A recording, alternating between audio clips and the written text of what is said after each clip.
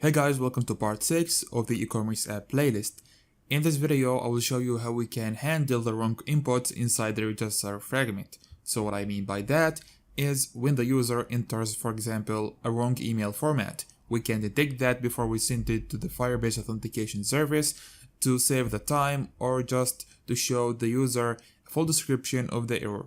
So let's actually get started. And before that, I can notice that we need to edit the hint of this edit text. Let's go to the layout, then we go to the fragment register and click on the edit text, then edit its name.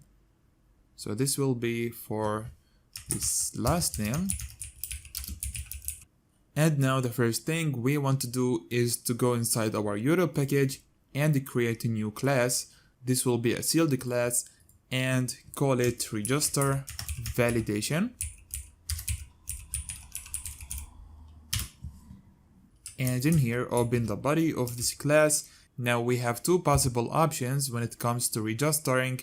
The first one is success, when all inputs are correct, and the second one is when some of the inputs are incorrect, then the registering will be failed. So let's here create object success, and this will extend from the registration or the register validation, sorry.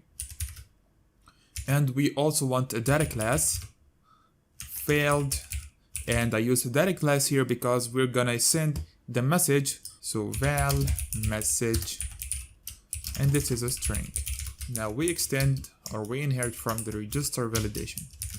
We need one more data class for the register field or fields state, and here we specify the fields we have in the register fragment. So we have the name, first name, second name, we have the email and password, but we're gonna just validate the email and password. So here we're gonna have email or val email, which is a register validation, and we also gonna validate the password, which is a register validation. So later on we will send an object from this class to the fragment, and in there we can check if the state of the email is success, then we don't have to show a message to the user, but if it's failed, then we will show the message in this class. And the same thing for the password. Okay, now let's go and create a Kotlin file, select file, and call this validation check. Create that file, and here we're going to write the functions that going to validate the email and password. And if you are wondering why I put this in a file, because we're gonna use it later in the login fragment, so we don't want to write this function again, we can just use him from this file. And now let's actually create function to validate the email, and here we will send email, which is a string, then we return a register validation. And the first thing we want to check if the email is empty. So if email dot is empty, then we return register validation dot failed, and we will send the message, which is let's say email can't be empty. Email cannot be empty. And we also can detect the wrong email format. There is a cool method in Java, and we can of course use it in Kotlin. So it's from the patterns class. So let me show you that. So we're gonna check if patterns dot email address dot equals, then we pass the email. This will return true if the email format is correct, and we want to validate the wrong email format. So we put the negation symbol in here, and if the email format is wrong, then we can return register validation dot failed. We can pass wrong email format. Else than that, we can just return register validation dot success. The same thing for the password. So let's create validate password, can send the password, which is string, we return a register validation. So first we will check if the password is empty. Then we will return the same thing in here. So I'm gonna copy it, change this to password. One thing we can check is if the password length is less than 6, then we can return that the password should contain at least 6 characters. Let's do that. If password.length is less than 6, then we return register validation.failed. Password should contain or contains 6 characters, let's say. And if we reach to this line, then we can return register validation dot success. That's it for this function. Now let's go to the view model here. And before the run blocking, we can check the validation in here. Val email validation equals to validate email. Then we will send the user.email. We can also have password validation equals validate password. We will send user.password, or we send the password directly. Then val should register. This will only be true if the state of the email validation and password validation are success. So email validation is register validation dot success, and the password validation is register validation dot success. Let me put this in separate line like this. And now I will put all of this in another function. So I'm gonna go here, click on refactor, click on function, and call this function check validation. Click on OK. Then this will return boolean, and we will return should register. Then return to our function. Here we can check if check validation. So copy this line. If check validation is true, then we can register the account. So open curly brackets and close it here.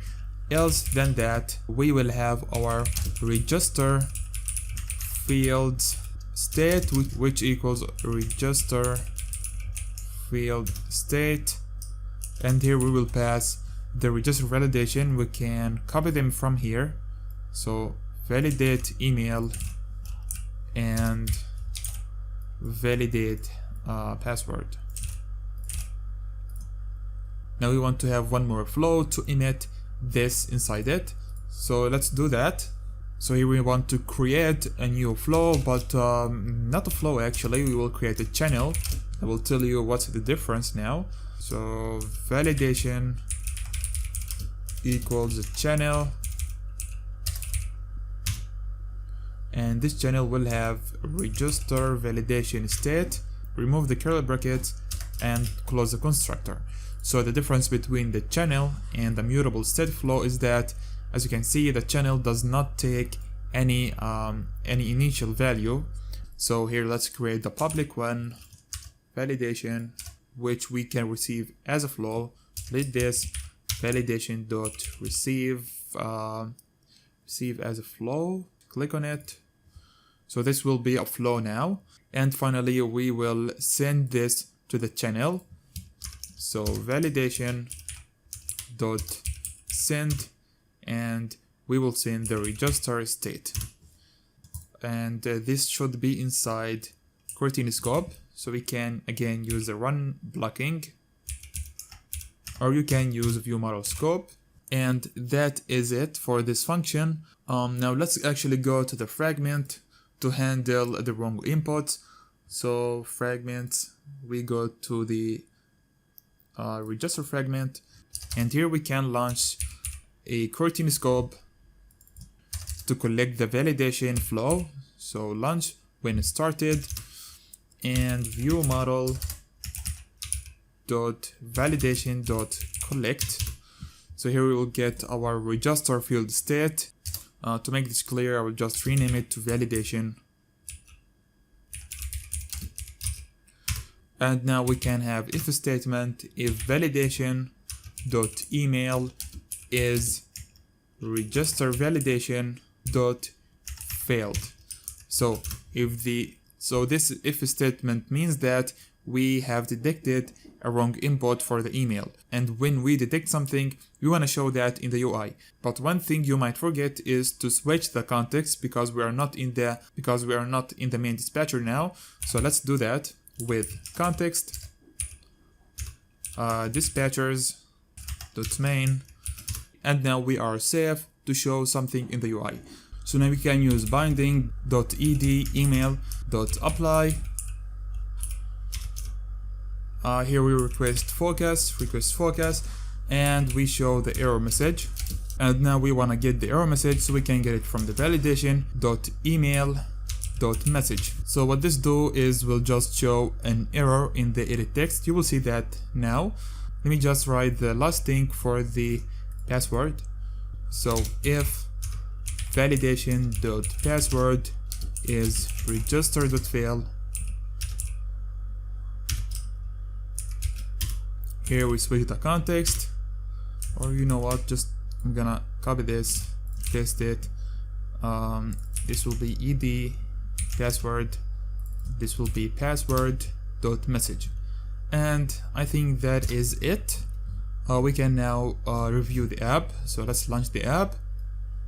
Okay, let's write the first name, last name, and now let's write a wrong email, or let's actually leave the email empty, and let's write the password. Register, as you can see, we got an error here that says the email cannot be empty. Now let's try to add some wrong email format. So this is not an email. Let's see if we can detect that. And yes, wrong email format. Let's try for the password. So let's actually write an email, and let's write an empty password. As you can see, what says here, wrong email format, still a wrong email format. So let me just gmail.com. We still get that. We have any problem here. I actually paused the video and I found the error. It was from the validation check, and it's in this if statement. So this is not like that actually. Instead of this equals function, we're gonna use matcher. We here pass the email, then we call the matches function. So this will now work. Let's launch the app again. Let's write the first name, last name. Let's try a wrong email input first. So this is wrong. We will put our password. Register, we get wrong email format. Let's make it empty. We get email cannot be empty. Let's make a correct email. So mo and at gg.com. For the password, let's make it empty. We got password cannot be empty, and let's add a correct password, or let's actually first add 3-character password. Now we get that the password should contain at least 6 characters. Finally, let's try to add 6 characters password, and let's register. Now the register is working. If we go to the Firebase, of course, you can find that this account has added to the users list. So that was all for this video. Thank you so much for watching. If you want to learn more about Android, so make sure to like this video and subscribe to my channel. And you can also follow me on my Instagram page if you want to contact with me, the link in this video's description. That's it. Again, thank you for watching. Catch you in the next video.